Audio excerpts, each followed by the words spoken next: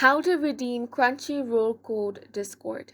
Hi guys, this is Alana from Create Login and Delete. Let's jump right into the video.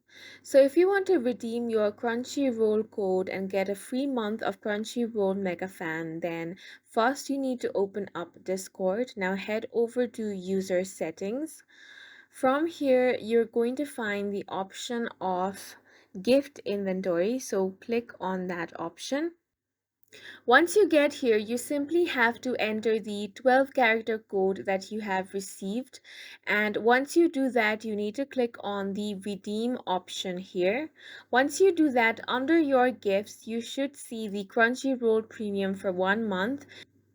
Now click on the claim button.